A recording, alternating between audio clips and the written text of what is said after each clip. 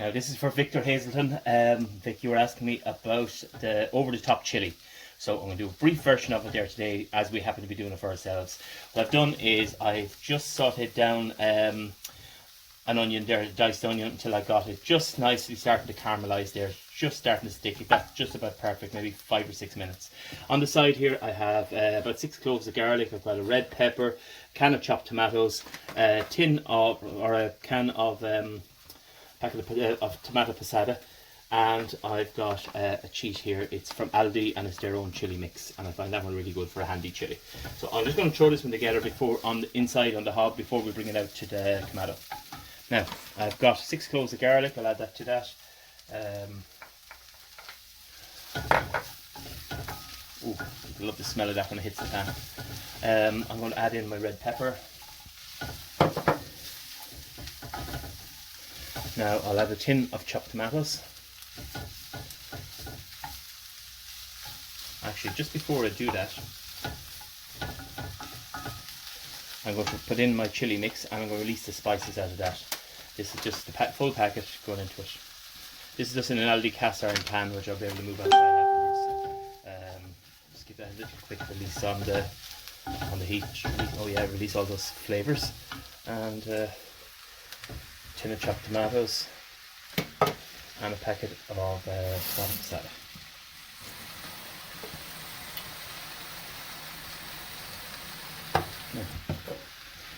During the day, we'll probably have to add some liquid to this as well. Sometimes they add some chicken stock or beef stock.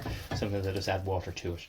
But all I'm going to do with this here is I'm going to bring this to the boil or to a simmer, and then I'm going to do my mince, which I'll show you in a second, and we'll move it outside then. Now, all I'm going to do with this again is very, very simple cheat. Is another packet of the Aldi spice mix. Now I'll mix about maybe half a packet through that there and see how I get on. I'll just get in with the hand there, and you can add. I've added some salt and pepper to this as well, and you can add any spices you like to this. But I just find that's a really, really handy one for a quick midweek meal like today. I'm not wasting any time on it. I want to put it on and I want to go out again afterwards, so I'll leave it on there for a couple of hours. It takes about maybe an hour and a half to cook the mince, and then I add it into the. I'm going to add all that packet to that. Yeah, go on, we'll put it in there.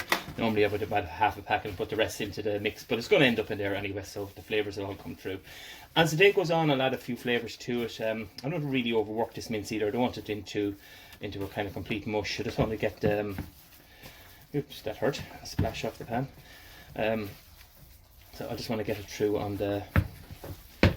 Yeah, that is splashing on me. 1 second, I'm going to put the lid on that before I get scald it to death here.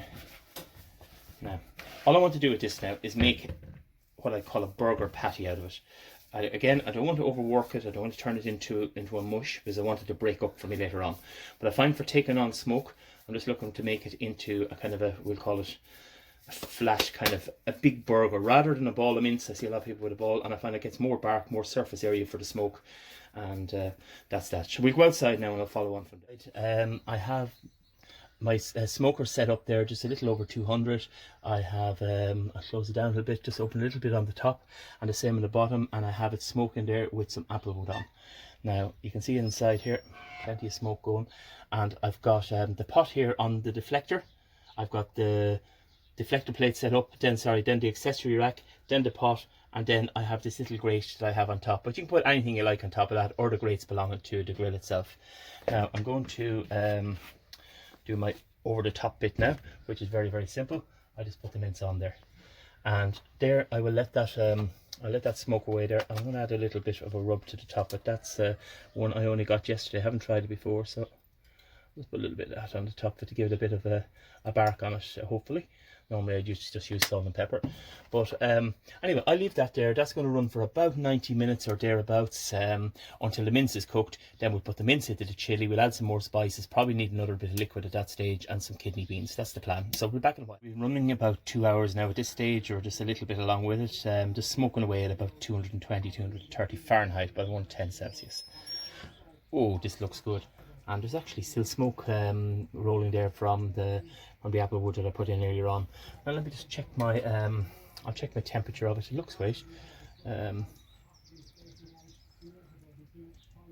Yeah, anything above, I was looking for around 60 there. And yeah, perfect. That's absolutely perfect for putting into the chili. Now we've just taken the mince and shredded it up with a fork, and my god, the bark on that and the smoke ring on it, just I'd nearly eat that as it is. It's absolutely delicious. Now what I'm going to do is I'm going to put, as I said, to keep an eye on the moisture of the chili, because it's generally going to need more water at this stage. But let's have a look and see what it's like when I stir it through. It's definitely going to need a bit more moisture, that's for sure. Now sometimes I add beef stock to it, and sometimes I add just some chicken stock, or sometimes I add plain water to it. Today I think I'm going to add water, because I do have 2 packets of chili mix in it, and no moisture apart from the tomatoes really in it so far. Now I'm also going to add a controversial one, is some red kidney beans. Some people like them, some people don't. But I was going to say I'm going to put a half a tin in. I might as well put them all, and stir them through. And yes, I'm definitely going to add some. I'm going to add some water to that. And what I'll do then after a while is I'll let it run for a little while, and then I'll do some taste testing. Give it a little taste, see if it needs some salt, some pepper, some cayenne maybe. Sometimes some of the barbecue rubs into it. I have a Louisiana hot rub there. It goes absolutely delicious in a chili. Yeah, another little bit of Here we are after, it's running I suppose about 5 hours at this stage, and I haven't, I've added water to it once or twice along the way.